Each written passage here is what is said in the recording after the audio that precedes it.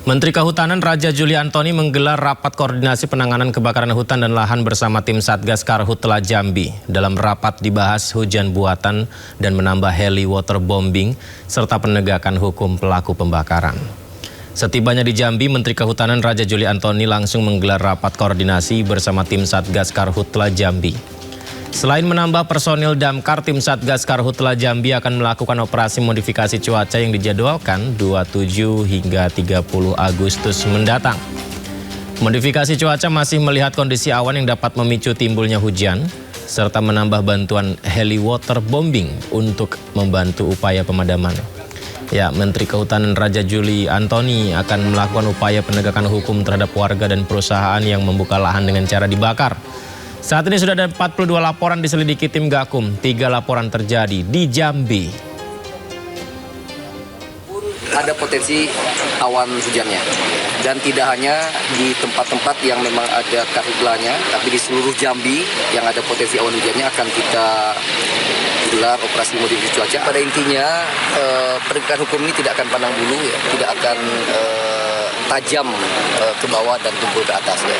Yang besar kecil akan kita tindak secara tegas. Kebakaran hutan dan lahan di Kalimantan dan Sumatera terus memakan korban. Puluhan orang di Kabupaten Banjar, Kalimantan Selatan dirawat akibat sakit ispa. Sementara di Pekanbaru Riau, ribuan siswa terpaksa belajar dari rumah karena sekolah dikepung asap tebal.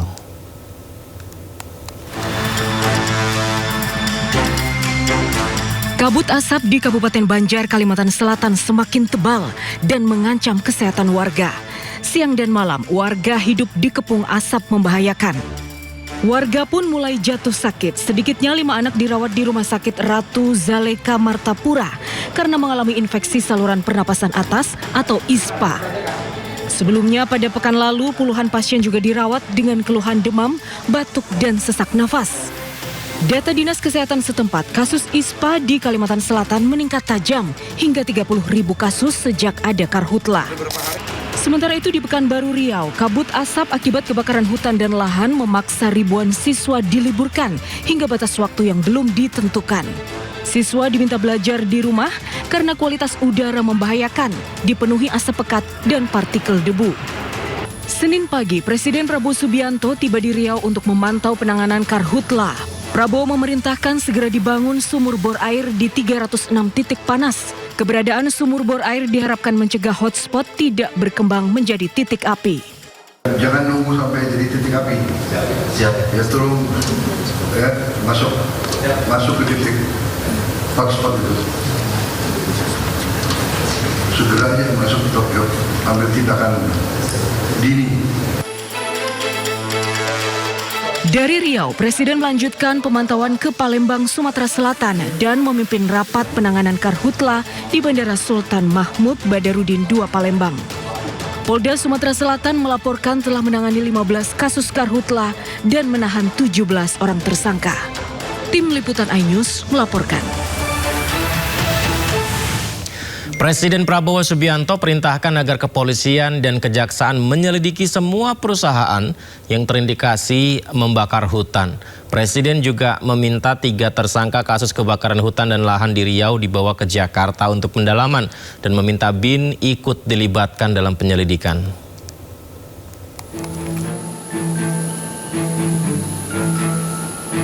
Presiden Prabowo Subianto memberikan peringatan keras kepada korporasi yang membakar hutan.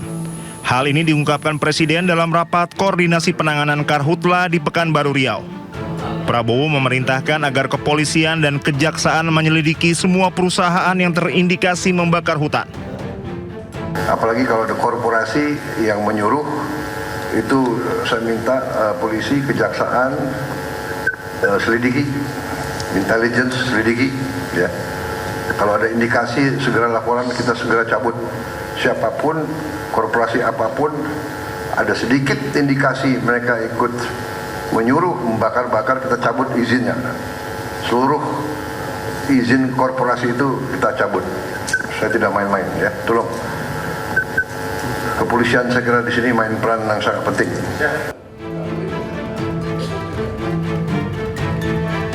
Meski belum ada bukti keterlibatan korporasi, namun terdapat 3 tersangka yang pada kasus sebelumnya diketahui tidak memiliki kebun di lokasi kebakaran.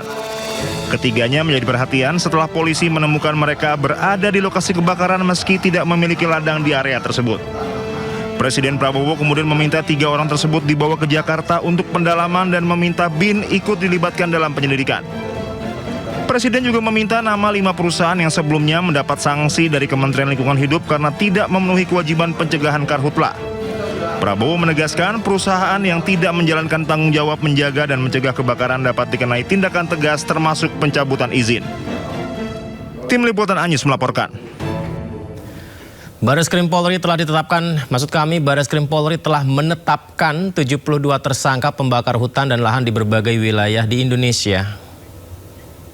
Direktur Tindak Pidana Tertentu atau Dirtipidter Bareskrim Polri, Brigjen Muhammad Irhamni menjelaskan penetapan 72 tersangka berasal dari 89 laporan yang ditangani 9 jajaran Polda.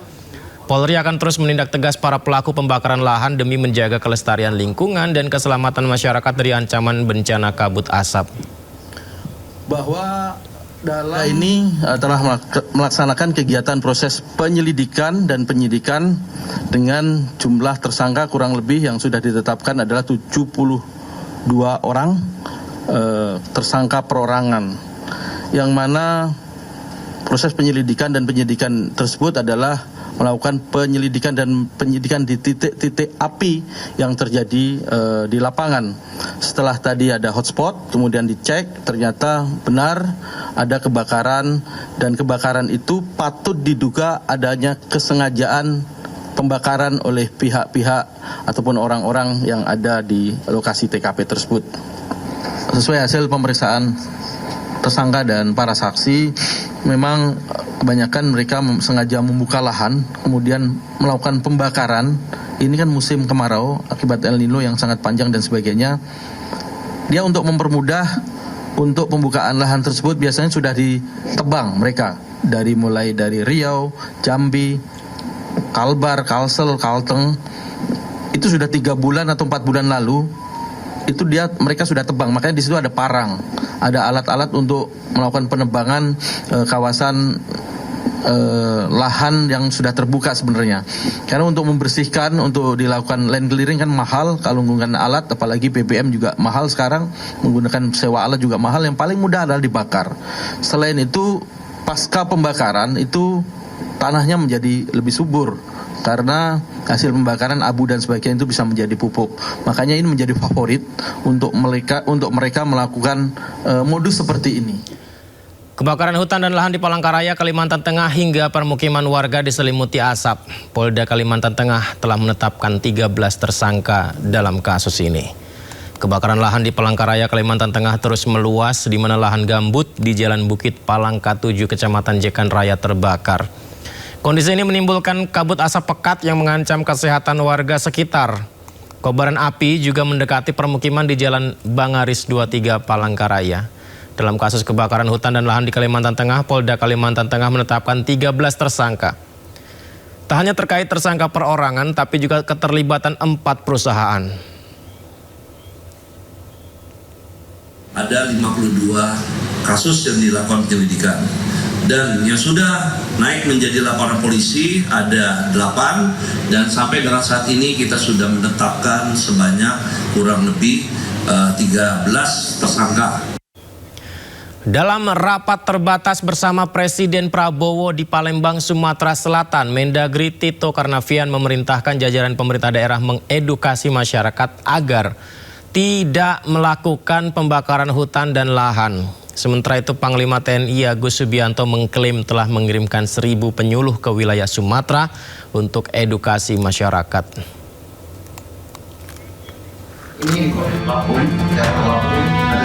Menteri Dalam Negeri Tito Karnavian menyebut telah memerintahkan seluruh jajaran pemerintah daerah termasuk TNI dan Polri mengumpulkan masyarakat yang kerap membakar lahan dan hutan.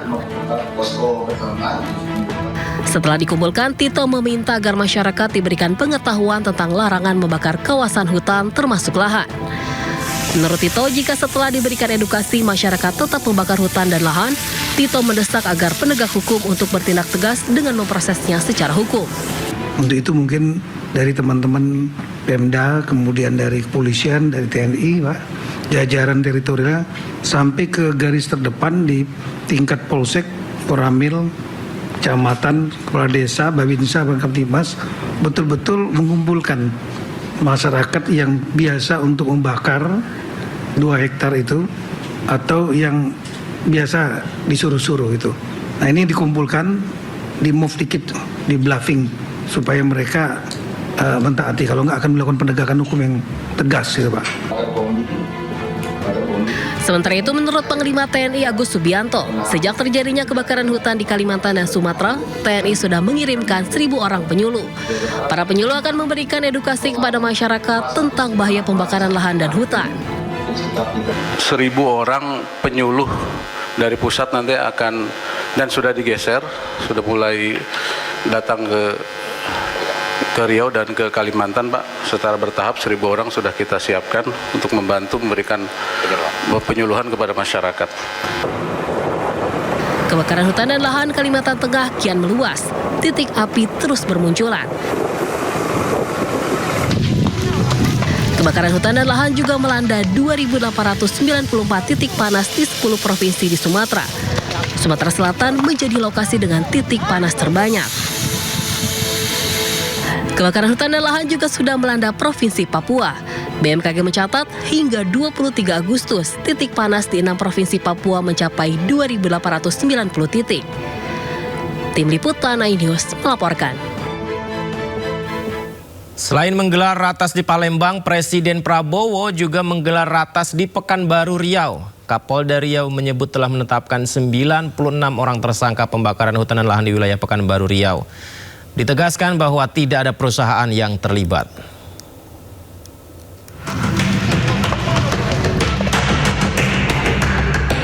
Kebakaran hutan dan lahan di Pekanbaru Riau kian meluas.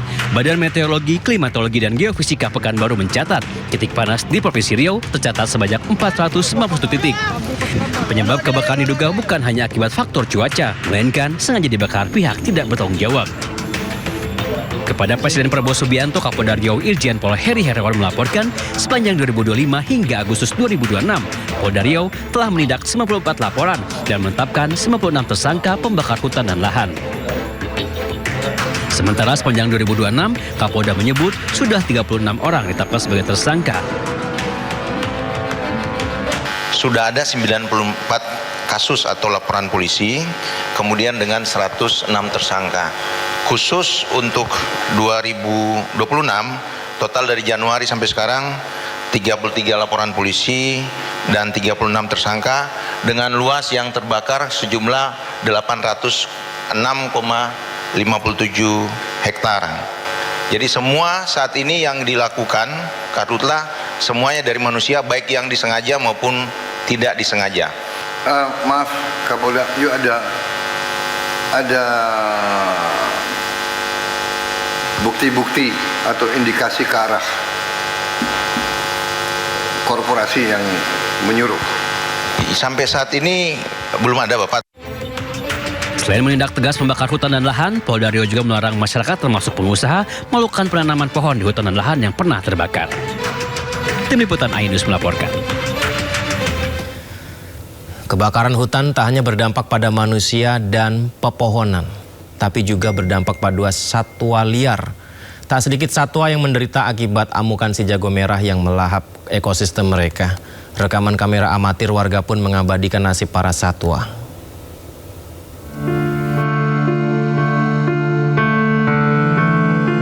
Rekaman kamera amatir warga menunjukkan bangkai seekor piton dalam kebakaran hutan yang diduga terjadi di Kalimantan. Ular malang itu ditemukan dalam kondisi membatu dan hangus akibat kebakaran hutan yang melanda habitat alaminya. Ular piton itu tidak sempat melarikan diri dari kobaran api. Rekaman warga lainnya menunjukkan bangkai seekor induk ular yang mati terpanggang. Ironisnya, sang induk ular tampak sedang memeluk telur-telurnya saat kebakaran hutan melanda. Bangkai induk ular ditemukan warga saat api sudah padam. Sementara itu, nasib si Gung ini masih cukup beruntung hewan yang dikenal mampu menyemprotkan cairan berbau ini berhasil menyelamatkan diri dari kepungan asap hasil kebakaran hutan. Namun hewan itu tampak panik dan kebingungan melarikan diri.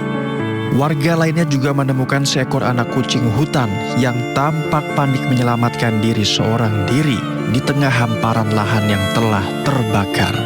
Dalam video yang beredar, induk si anak kucing hutan disebut sudah tidak ditemukan dan diduga turut menjadi korban kebakaran. Warga pun mengevakuasi anak kucing hutan itu.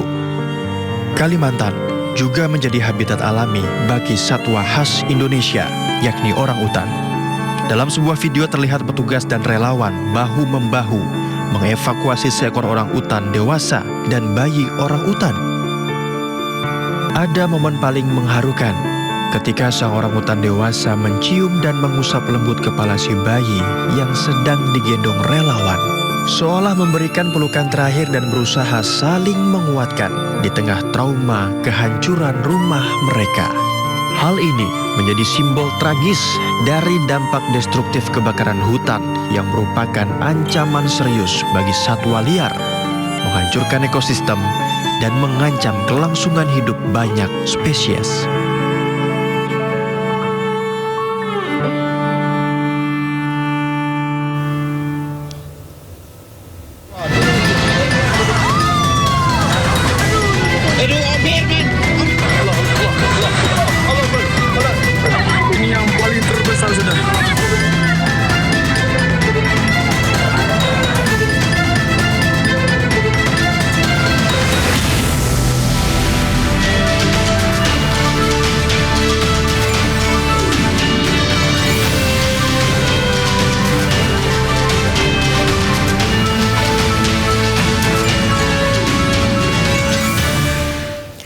Pemirsa, ratusan pengungsi di Nagekeo mengeluhkan kurangnya alas tidur yang layak dan kebutuhan bayi. Sementara jumlah korban meninggal gempa Nagekeo terus bertambah menjadi 15 orang. Dia tuh maunya yang besar. Ratusan pengungsi yang bertahan di posko lapangan berdikari Kabupaten Nagekeo mengeluhkan kurangnya bantuan alas tidur yang layak untuk melindungi diri dari dinginnya lantai saat malam hari. Saat ini para pengungsi terpaksa tidur di atas terpal sederhana. Kondisi ini pun berdampak pada kesehatan mereka, mulai dari ispa, demam, serta nyeri sendi bagi lansia. Selain itu, para korban butuh selimut tebal, popok untuk balita dan lansia. Yang lain-lain seperti kasur, bantal belum, Pak. Belum dapat yang dibutuhkan sekarang. Kami hanya butuh kasur lantai, bantal, anak-anak juga susu perlu untuk orang lansia-lansia. Kami hanya butuh itu saja. Sementara data jumlah korban meninggal dunia di Nagekeo masih terus bertambah. Hingga Senin malam, korban meninggal dunia dilaporkan berjumlah 15 orang. Nah, kita di sini yang jadi masalah itu adalah camp mandirinya terlalu banyak, lebih dari 1000 camp. Sementara camp terpusatnya itu hanya ada 3, satu di sini, kemudian satu di Airamo, satu di gereja. Nah, kita rencana perbanyak camp terpusat supaya seluruh yang ada di gunung itu kita mobilisasi turun ke sini sehingga memudahkan pelayanan. Jumlah pengungsi saat ini di Kabupaten Nagekeo sebanyak 49.059 jiwa. Luka berat sebanyak 22 orang dan penderita luka ringan sebanyak 100 orang. Antisipasi gempa susulan, Pemda juga siapkan evakuasi warga yang mengungsi di gunung. Dari Nagekeo, Nusa Tenggara Timur, Joni Nura, iNews melaporkan. Memasuki hari ke-11 penanganan bencana di Kabupaten Nagekeo, Nusa Tenggara Timur, lebih dari 9.000 rumah warga rusak. Bencana juga berdampak pada kerusakan 294 fasilitas umum dan infrastruktur, termasuk akses jalan dan pasokan air bersih. Dari data BPBD tercatat 9.644 rumah warga rusak akibat gempa di Nagekeo, 3.218 rumah diantaranya rusak berat. Ya, seperti inilah yang Anda saksikan pemirsa ya, kondisi rumah-rumah warga yang mengalami kerusakannya tepatnya di Nagekeo NTT, di mana bangunan ambruk, atap yang sudah roboh, kemudian ya fondasi bangunan juga banyak yang sudah hancur. Sementara ini warga harus tinggal di pengungsian yang dipersiapkan. Kita lihat jalanan juga rusak, infrastruktur masyarakat juga mengalami kerusakan akibat gempa yang terjadi di Nagekeo NTT.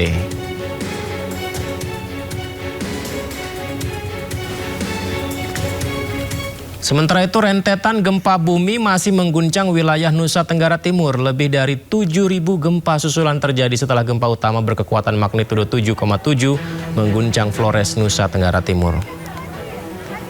Ya, BMKG masih terus memantau perkembangan aktivitas gempa susulan di wilayah NTT. Tercatat gempa susulan terbesar memiliki kekuatan hingga 6,2. Dari ribuan gempa susulan, sebanyak 32 gempa memiliki magnitudo di atas 5 dan tidak berpotensi tsunami. Ada 141 dirasakan gempa susulan pemirsa di sejumlah wilayah terdampak. Total gempa susulan terjadi hingga hari ini berarti sudah ada 7.029. Setelah gempa utama beberapa hari yang lalu 7,7 magnitudo yang terjadi pada 15 Agustus. Masyarakat diminta waspada menghadapi aktivitas situasi seperti sekarang, gempa susulan yang masih berlangsung, serta menjauhi bangunan rumah yang rusak akibat guncangan gempa.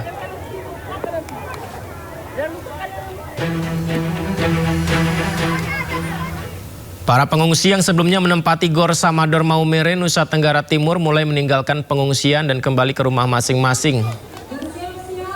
Ini kita bisa lihat warga yang mulai membereskan pakaian dan beberapa perlengkapannya ya setelah 9 hari bertahan. Sebagian warga dari total 237 jiwa yang mengungsi di Gor Samador Maumere NTT mulai berangsur kembali ke tempat tinggalnya masing-masing. Dan mereka pulang ini satu demi satu bertahap dan diprioritaskan bagi warga yang rumahnya mengalami kerusakan ringan dan masih bisa ditinggali dan masih aman untuk ditempati. Meski begitu, seluruh warga tetap dihimbau untuk waspada terhadap potensi gempa susulan karena masih terjadi di beberapa titik wilayah di NTT gempa susulan dengan intensitas yang kecil.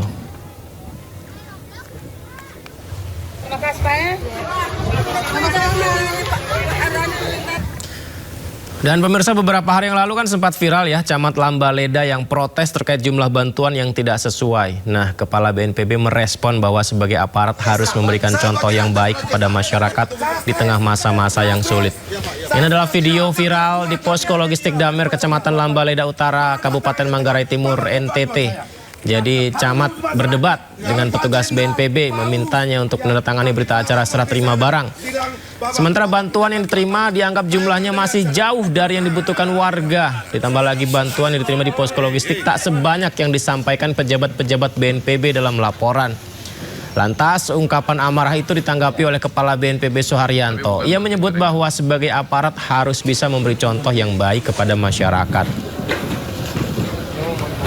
Ya, kita sebagai aparat mungkin juga manusia biasa, tentu saja juga tidak sempurna dan kami juga tidak memperpanjang itu, tapi ini bagi yang lain lah, bagi kita semua sebagai aparat negara, mau ASN, polisi, TNI, ya jangan sampai itu terulang lagi. Kita harus bisa menunjukkan di tengah-tengah tekanan kerja, di tengah-tengah di tengah-tengah beban kerja, ya kita harus bisa menunjukkan. Kalau aparatnya kayak gitu, gimana masyarakatnya? Seberat-beratnya kita, ya kita harus menunjukkan contoh teladan bagi masyarakat. Bahwa masyarakat boleh sedih, boleh mengeluh, tapi aparat nggak boleh. Aparat harus bisa menunjukkan masyarakat apapun yang terjadi, kita bisa tetap sabar, tetap tabah, dan tetap semangat. Ya, informasi berikutnya, jalur Trans Flores ND Bajawa yang sempat terputus akibat tertimbun longsor karena gempa kini sudah ditangani sementara dan mulai kembali beroperasi secara fungsional sehingga aktivitas warga yang menggunakan kendaraan sedikit demi sedikit membaik.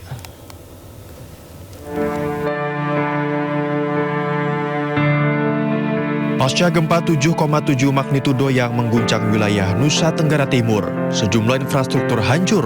Salah satunya jalur Trans Flores ND Bajawa yang tertimbun longsor hampir 30 meter. Lumpuhnya salah satu akses penting di Flores tersebut membuat aktivitas warga dan distribusi logistik korban gempa terhambat. Sebagai upaya pemulihan, sebanyak 3 unit alat berat ekskavator diterjunkan ke lokasi untuk memindahkan material longsor yang menutupi jalan. Usai tahap pemulihan yang berjalan selama 3 hari, jalan tersebut kembali dilewati kendaraan roda 2 dan roda 4 secara bertahap. Tidak hanya menimbun jalan, material longsor akibat gempa juga menimpa jalur kabel serat optik yang mengakibatkan gangguan jaringan komunikasi di koridor Ende dan Nagikeo. Saat ini, petugas memastikan struktur tebing tetap kuat guna mencegah longsor susulan akibat guncangan gempa.